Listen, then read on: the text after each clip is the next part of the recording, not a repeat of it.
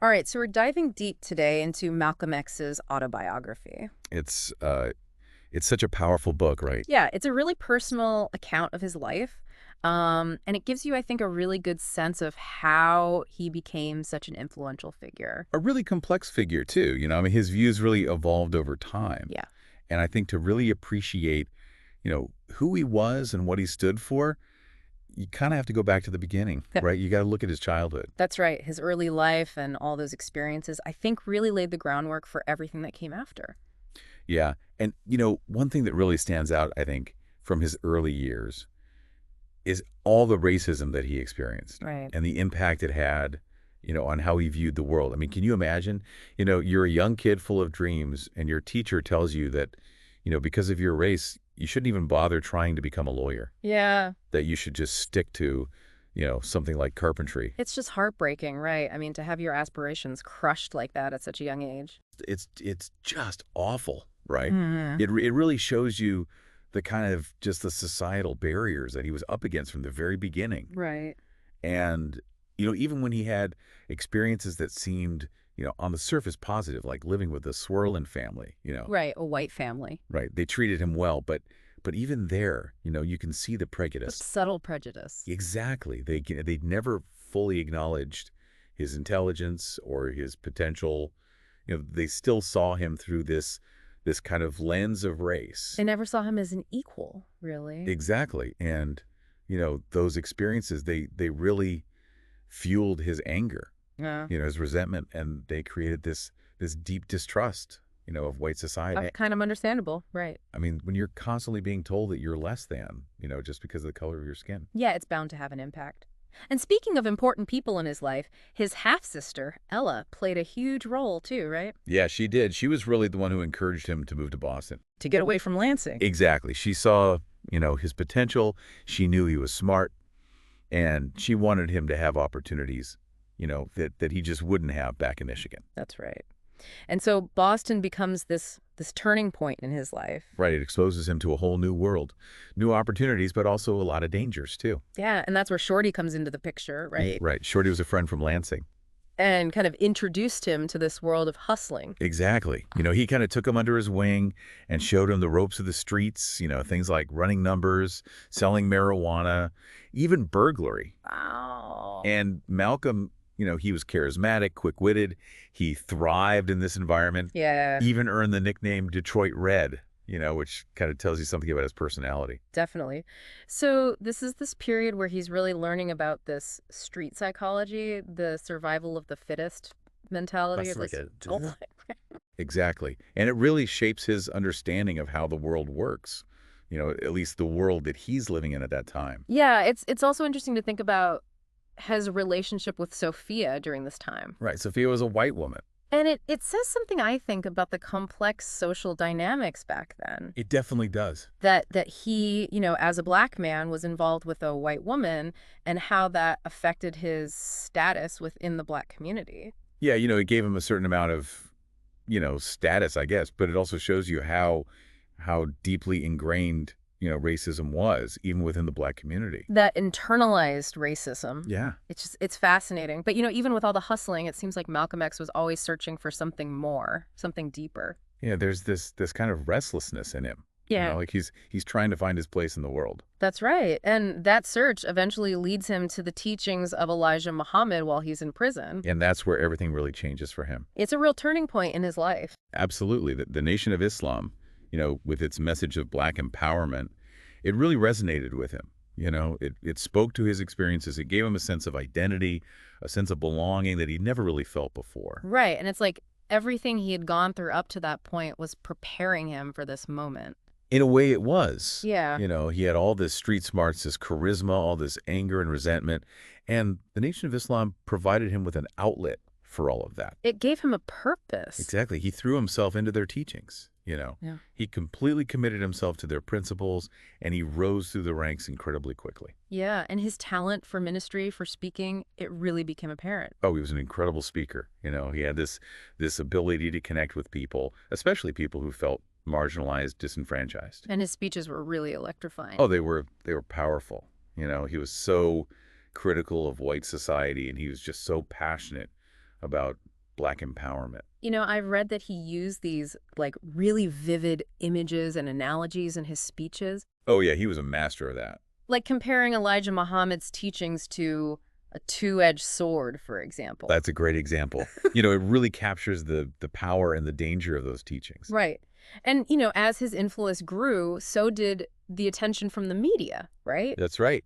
And that attention wasn't always positive either. Right. Some people were really drawn to his message, but others felt threatened by it. They tried to discredit him. They saw him as a danger. Which I guess is understandable, right? I mean, he was challenging the status quo. He was, and that always makes people uncomfortable, And then, of course, there's his travels abroad, which really, had a profound impact on it. especially his pilgrimage to Mecca. Right. That was a real turning point for him. It really shook his worldview. It challenged everything he thought he knew about race and religion. Yeah, it really did. I mean, seeing Muslims of all races worshiping together, it was just so different from anything he had experienced before. Yeah. And it really planted the seeds for, his eventual break with the Nation of Islam. It's almost like Mecca was this, like, awakening for him. Yeah, you could say that. It definitely made him start to question some of the Nation of Islam's core beliefs, like the idea that all white people are devils. And, of course, the rumors surrounding Elijah Muhammad didn't help either. Yeah, those rumors really shook him. I mean, here's this man, Elijah Muhammad, that he idolized, this leader he followed so faithfully. And it turns out he wasn't who Malcolm X thought he was. That must have been so disillusioning. It was a huge betrayal. It really rocked his world. He had to grapple with his loyalty to the nation, versus this, like, new awareness of Elijah Muhammad's flaws. It was a real struggle for him. You can see it in his writing. He's trying to reconcile these two conflicting ideas, the man he thought he knew and the reality of who Elijah Muhammad turned out to be. And then he gets suspended from the Nation of Islam. Yeah, that was a turning point. It's like, what now? Yeah, it forced him to really figure out, what he believed, where he stood. So he starts his own organizations, right? He does. The Muslim Mosque, Inc., and the Organization of Afro-American Unity. And these organizations, they represented a different vision of Islam, didn't they? Yeah, more inclusive, less focused on separating the races. And his views on race relations, they start to evolve too, right? Exactly. He's not just preaching about Black empowerment anymore. He's talking about self-defense, human rights, the possibility of brotherhood between Black and white people. It's a big shift, really radical for the time. Yeah, and it made him even more of a target, didn't it? Absolutely. The threats against his life intensified. But he kept speaking out, right? He did. He kept traveling, meeting with leaders, Yeah. expanding his understanding of the world. I'm really struck by how he connected the struggles of Black Americans to, like, a global context, colonialism, imperialism. Yeah. His travels to Africa were really important in that regard. He saw firsthand how the legacy of oppression, was playing out all over the world, and it really solidified his belief in Pan-Africanism, this idea of uniting people of African descent globally. It's a message that still resonates today. It does. And tragically, of course, his life is cut short. Assassinated in 1965. Such a loss. It was, he was such a powerful voice for social justice, and it felt like he was just getting started. Yeah, he was constantly evolving, changing, learning. Yeah, I think that's one of the things that makes him so fascinating.